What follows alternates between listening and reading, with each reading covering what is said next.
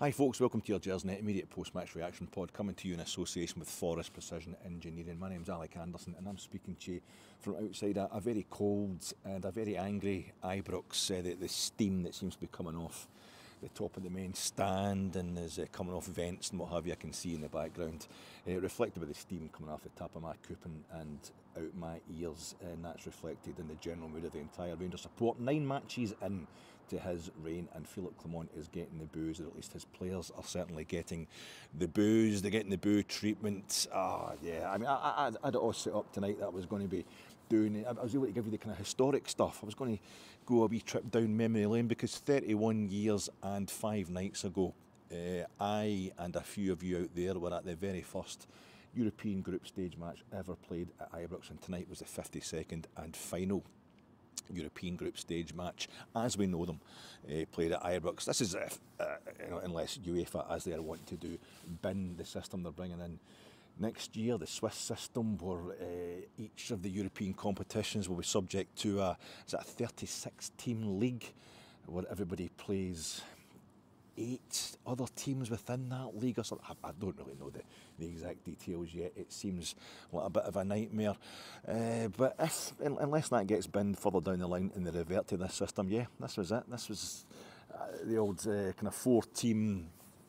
I know what you're saying, Alec. What about the UEFA Cup, when they brought in the group stages for the UEFA Cup in 2004, 2005, did that for 4 or 5 seasons, where they had 5 teams in each group, but you only played 2 of those teams away from home and you played 2 of them at home, so you actually had more teams but you had less games. Does it sound like I'm trying to avoid talking about the game? Not at all. I don't want to avoid that at all, although it has to be mentioned that the 1955 to 58 Fairs Cup, and that's the forerunner of this competition, the Fairs Cup, the first season of it the first edition of it took 3 seasons to complete. They had groups of 3 teams in that, and that was the last time you had a group system in European football until the 91-92 European Cup, where they had a kind of dry run for the group stage system that we're going to make official in the first ever Champions League the following season. They didn't want to make it official until they had all the sponsors. The sponsors knew it was going to run smoothly. So we were in the first round of that European Cup, which, our first round was effectively a playoff,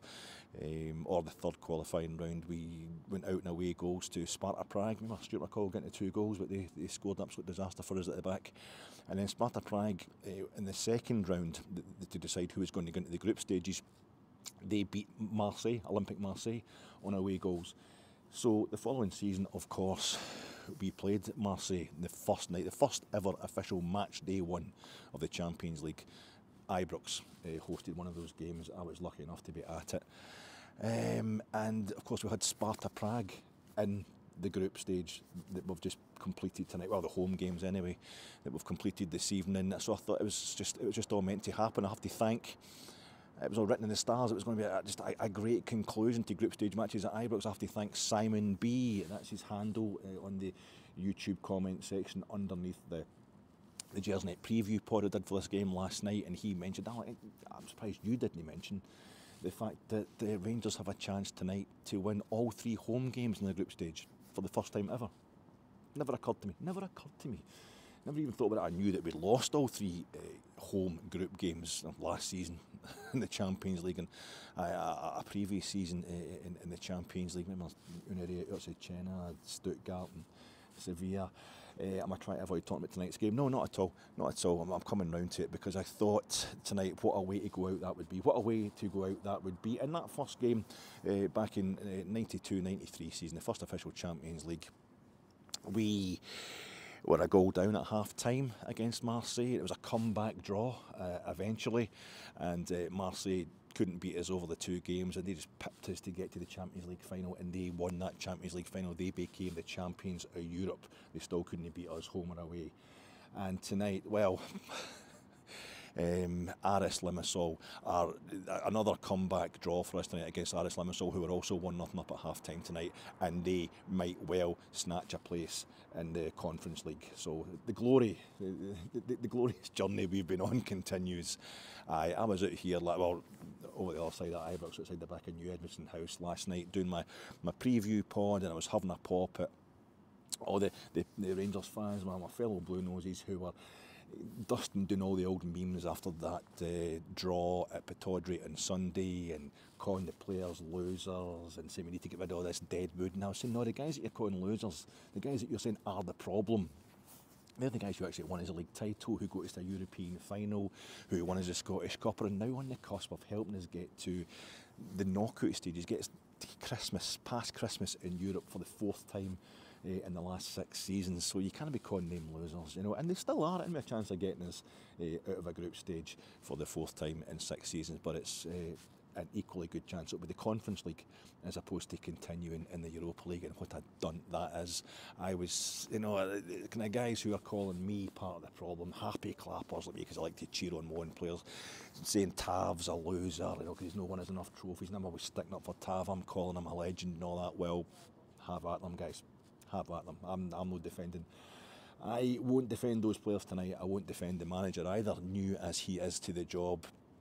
I can't, so just you go at it if you want to call them losers. I was wrong, you were right as it stands just now, because I was making a big deal last night about how people don't appreciate the fact that getting out a European group stage is the equivalent of winning a League Cup or winning a Scottish Cup in this country. It should be, and we don't praise it enough as Rangers supporters. What I'm saying is I think we underrate our European achievements. But as a consequence of that, because I'm obsessed with European football, I have to say that I am utterly humiliated by what happened tonight, as much as I was by the loss we had to Limassol in Cyprus in the reverse fixture. But at that point in time, we were between managers. And that excuse, I thought that was the only reason Aris had beaten us that night, because he hadn't picked up a point against anybody else. And what happened tonight, I also have to say, I'm just going to go ahead and I'm do as much as I possibly can to avoid talking about this actual game. I'll shove in a quick 5 minutes about it towards the end. You'll have seen it in television, or you'll have been here, and you won't want to particularly talk about it either. But I have to have a good mention to Darren, a fella I bumped into tonight who was absolutely lovely about the Gersnet Podcast, and that was the highlight of my evening, Darren, was you being so nice about the podcast, mate. I always love that anyway, but it was the only thing that my night went downhill after that. And Darren knows how much of a chicken I am as a person. It's quite apparent by my demeanour, but I really am a bit of a chicken, and he knows that better than anybody else, because you know what it's like in European nights at Ibrox now. A lot of people have their tickets at QR codes on their phone. They're not season ticket holders. They just come along for the European games. And I was like that when I went to that Champions League, first ever Champions League back in 92, 93. I didn't have the money. I was going back into full-time education. And I only got to that Marseille game in that group stage, and I didn't go to any league games, or 2 or 3 league games that season at most. Anyway, and you know, there's people in a similar situation I was in like 30 years ago, and they've got a paper ticket. They don't know how to work it in the new, or relatively new, turnstile system. So where I am in particular in the main stand, front of the main stand, it's turnstile 32, and if you know it, it's right next to turnstile 33, and turnstile 33 hasn't been open on a match day since about 1933. It's always shut, which means there's always a massive queue on European nights outside that turnstile. So what I've done is I've learned a wee trick, because you nip in turnstile 34, which is always a shorter queue, because turnstile 35 is always open as well, and they've got 2 queues in there. It's a different stairwell, but when you get inside, there's a wee door on your right-hand side that's always open, and you jump through there and you nip up your own stairwell. Well, tonight I get through there, and I was thinking about the fact when I left the house, Sparta Prague were 1-0 up in Real Betis, and that suited me, because I was backing Rangers. I knew Rangers were capable of doing the business. Now, if Betis had beaten Sparta Prague, then we were definitely through in the Europa League. We were definitely through after Christmas in the Europa League. But I thought, no, we've got Aris Limassol at home. The big man, Philip Clemontis, had the only setback he's ever going to have at Rangers on Sunday, and he's going to take it out on this Cypriot mob tonight. 3 points in the bag, and we're going to go top of the group, and we're going to go over to Seville 2 weeks from tonight, and we're going to just need a draw to actually finish top of this group, and we will miss out.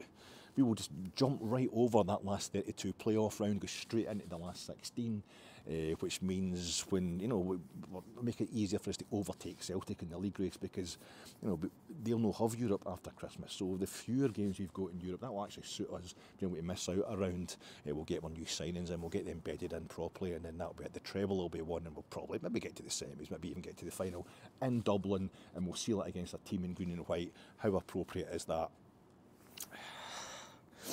That door was shut. See the door between the 2 stairwells? It was shut in my face. And I thought, this is not what I was anticipating, this isn't good.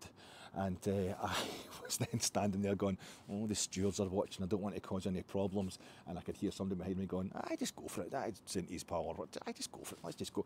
And it was Darren, and I got right behind him, and I got on the back of his bravery, and we got through that door, and we got up that stairwell. But as I say, that was it, and it was a wee sign that things want to go as smoothly as I thought. And what is it with Rangers? What is it with that kind of, it's artifice again. There's a touch of the Michael Beale's. You know, the Michael Beale thing is still there, and it's maybe not the new manager's fault. It can't be his fault. He was manager of Bruges, he was manager of Monaco, he played in the World Cup for Belgium. It can't be Philippe Clement's fault, can it? Anyway, we had that look about us again, where it's like it's all theory, and then it's coming up against harsh reality. You know, it's that plan that Mike Tyson's always talking about, which is great until somebody punches you in the face. It was that thing that talent is always going to get beat by hard work if talent doesn't start for like 50 minutes or half an hour into the game, which is how it went tonight. It was about the 29-minute mark, I think, when Aris opened the scoring. Things had already looked pretty bad when Sam Lammers was playing to start with, when he was in at 10, and when Todd Cantwell was again on the right-hand side of that 3 up front. So you're thinking, well, the manager keeps persisting with it, he must know what he's doing. Sam Lammers in there, Tom Lawrence is on the bench, having played the last 2 games at 10 for us. Okay, fair dues. Tom Lawrence kind of coming back for long-term injury, and the manager knows what he's doing. And we've got Seema still out there on the left, even though I think he's starting to look a bit knackered. He did look that up at Pataudry, but that's fine. Danilo, I wanted him up front. We knew that we were going to have Ben Davies and John Souttar in at centre-half, and the manager was doing that thing in his presser yesterday, or not doing that thing, changing that thing he does. He was very diplomatic when he first arrived at the club, his first European game. The presser before that, people are saying to him, that's basically what you think about Michael Beale not having Leon Balogun and Ridvan Yilmaz in the European squad, and he was very nice about it. You know, that was nothing to do with him. It was up to the previous guy. When he got asked about that yesterday, he just basically laughed, almost saying, I don't know what that clown was up to. Well, tonight we've got Borna at left back, we've got Tav at right back, we've got Jack Butland in goals. We don't have Ryan Jack, we don't have Nico Raskin through injury, so we've got Cifuentes in there with John Lundstrom, who was coming back and sitting between the 2 centre-halves to kind of look after them a bit, I think, but also, especially come the second half, he was needing to get back there to get some space and try to spray the passes about. But Sam Lammers had a fresh air shot after about 2 or 3 minutes at the edge of the box, and that just sums up Sam Lammers. He's in the right place, he's in the right position and all that, but he just can't execute at all. And things kind of got a bit worse from that point onwards, and it ends up Aris are playing a ball in between, or behind our centre half. John Souttar's getting totally outstripped for pace. The guy's rounding the goalkeeper and he's stroking it into the back of the net. And you're thinking, yeah, what Aris did tonight was they tried really hard. They ran about really hard. They were really up for it. They were always crowding us out. They were crowding us out in our own box. They were crowding us out in their box. And they just seem to be trying really hard. They were doing really wild, unpredictable things like making us shoot towards the Copeland first half. Oh my God, never really. No, how do you cope with that? They were making us wait a bit longer at the start of the second half. A freezing cold night. We're out for the second half. They're still in the tunnel. Oh, no, tactics, outcycling us. They were going down and they were playing injured to try and break up the flow whenever we had the ball. I've never dealt with that before. And they had this guy, Alexander Cochran, you'll know about him because he's a pretty good European goal scorer. He'd done time in the Gulag because he nearly murdered somebody. He's a total racist. But he wears number 9 on his back. And see what he does, right, is he comes back the way. He like withdraws.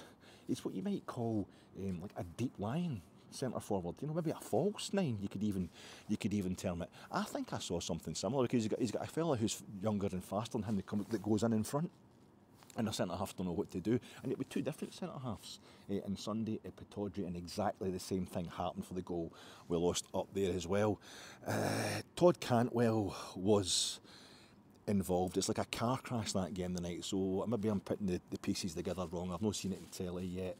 I don't really want to think about it too hard, but it's I'm still trying to process the actual details. It's a bit disjointed in my memory, but he definitely did a bit where he came inside Todd Cantwell. He came into the middle and he tried to do some fancy stuff with 2 or 3 Aris Limassol players round about him, and it didn't work. And it seems to me that it was straight after that they went through on goal and scored it. Maybe it wasn't, but Todd Cantwell, you're thinking, well, why has the manager played him then? If he doesn't like him in outside right, if he's not good enough to play on the wide right, why is he on the park in that position? And it's because the whole crowd want him at 10. Well, we know better, don't we? We always know better. We think Todd Cantwell should be playing at 10. We think Sam Lammers should be playing like in another country. And what then happened was that the big call of the night, the big moment of the night, well, before the substitution that I'm going to talk about that you already know about, Todd Cantwell was right in front of me, right up the Copeland end, facing into the east enclosure, back to about 2 or 3 different Aris Limassol players. There was always 2 or 3 of them on our players of the night because they were just like running about trying really hard. Don't know how to cope with that. And he was facing the east enclosure, and Tav come up in his general direction, and he tried to backheel it to him, Todd Cantwell, and the ball went straight out. Also Tav, I mean, I feel he was posted missing tonight. It's a game that I'm just viewing really pessimistically, so I might be getting things wrong. I might be going OTT in my criticism, but Tav, the captain, was posted missing. A guy I always stick up for, who I actually think's a bit of a legend. Well, and fair enough, Tav steps up so often that somebody else should be fronting for a change when he decides to have an off night, but he wasn't anywhere to be seen when we required him tonight, Tav. So again, criticise away, folks, have a go at it. I'm not going to defend him. But it seemed like just 2 or 3 seconds later, the substitution has been lined up.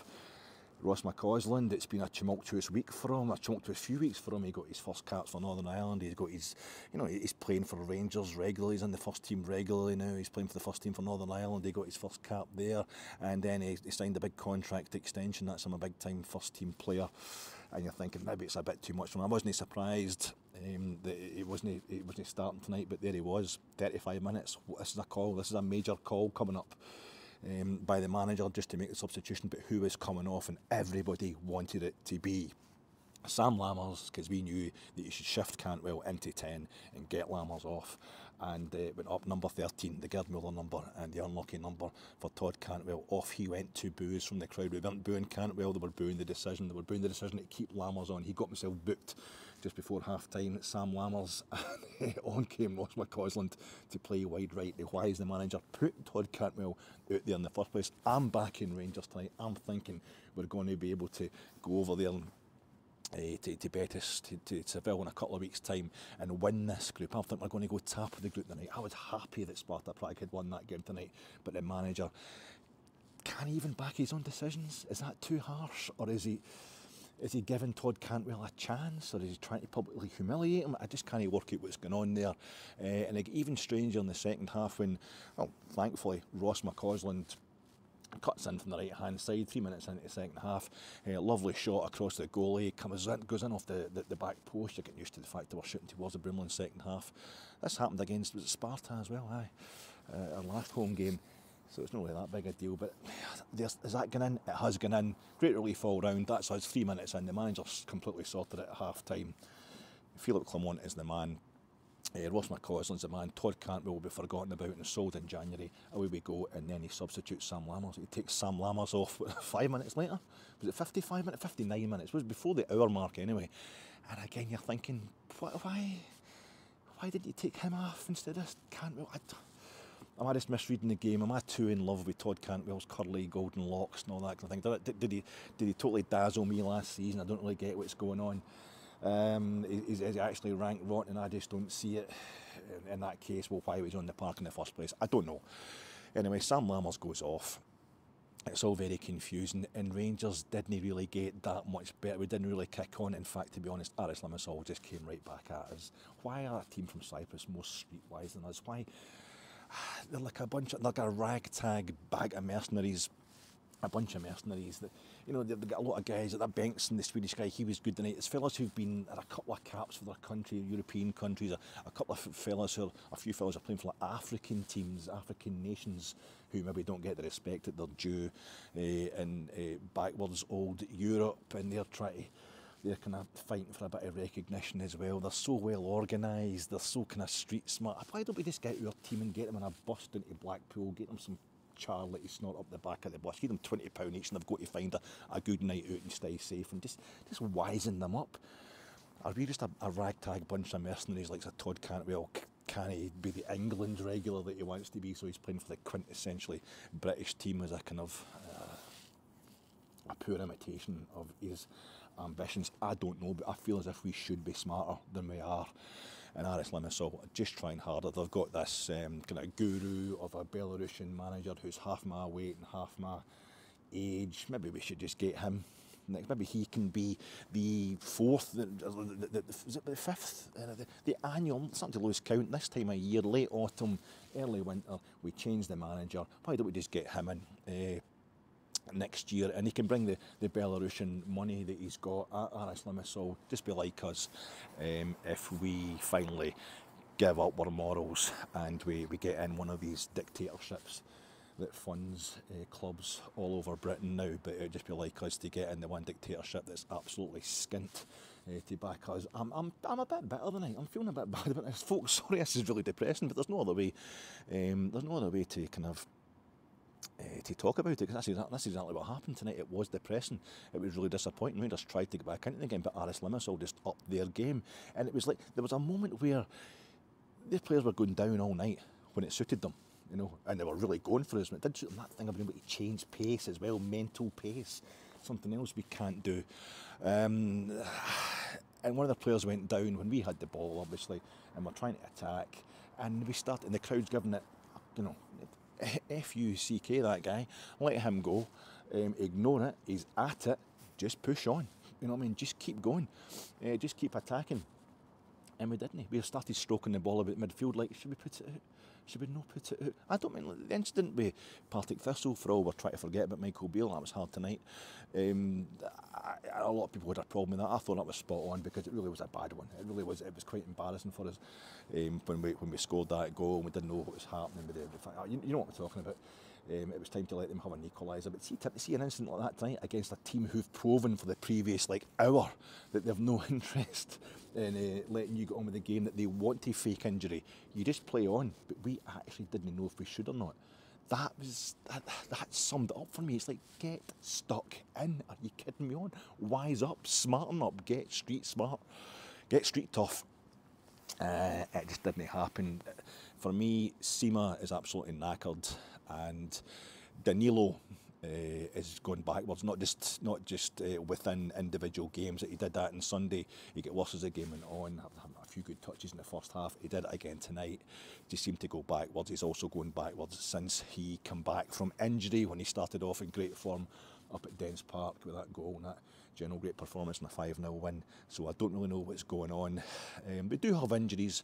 We are missing key players, and I say we have, you know, the problem with the people who aren't in the European squad, thanks to Michael Beale. But I feel as if tonight we really looked like we needed Ryan Jack and or Nico Raskin. I know it's always easy to say that. The players who aren't playing in games like this are automatically heroes, perfect by dint of their absence. But we needed an anchor. That's what was missing tonight. It was just, as I say, they were outnumbering us all the time, or hassling and harrying us in our own box, in their box. There was no kind of shape to the game. I thought it was too back and forth, and it was never secure. We always looked fragile, and we come away from it with a really embarrassing result, which, I mean, at half-time tonight, going into this game, as I say, I come along here tonight thinking, aye, that's us, we're going to top this group by the end of the night, and we're going to probably top it by the end of the group stage. By half-time tonight, the scenario was that if we lost in Seville and Aris drew with Sparta Prague in the other final group game, we'd be bottom of the group. We wouldn't even get in the Conference League. At that point in time, we could actually finish fourth in this group. So it could have been worse, but not much. My partner couldn't get much worse either. I'll be a bit warmer tomorrow night. And you'll have Brian Archer hosting me on the 9 o'clock Friday night preview pod as we look ahead to the St Mirren game on the Sunday, and also look back at this one in a bit more detail, and hopefully my partner will be less rambly and a bit more on point. Look, folks, I'm just going to ramble a bit more. During the week there, I was having a wee I was having a wee kind of debate with somebody online, one of those boring debates about Rangers fans and their relationship with the Scotland national team and whether they'd prefer to support England and that. And I just said, look, I'm from Ayrshire. First and foremost, I'm from Ayrshire, and then I'm from Scotland, and then I see myself as being British, and after that I'm European as well, and ultimately I just want to be a man of the world. I just love the whole world, you know, I want to go on with everybody. And tonight I'm sitting in my seat and I'm looking down at that wee corner between the Copeland and the Govan, and there's a big Ayrshire loyal flag, and I thought, oh, there you go. And I looked to my left and everybody was in their seat in time as instructed on Twitter today by the Union Bears, and that tifo was absolutely magnificent. Everybody held up their bit. Well done. The Broomlin, a massive saltire. There's Scotland, fantastic. And there's Union Jacks everywhere. That's Britain. And I thought, I just need Rangers to be out of this world, and that will complete the little kind of metaphor, the little comeback from that debate I was having midweek. But instead, the bottom almost fell out of my world. Yeah, it was awful. It really was a terrible night, and Brian and I will digest it for 24 hours, and we'll discuss it in more depth tomorrow night, 9 o'clock. On the Friday night preview pod. Please join me for that, folks. Hopefully I'll have warmed up and calmed down. Cheers.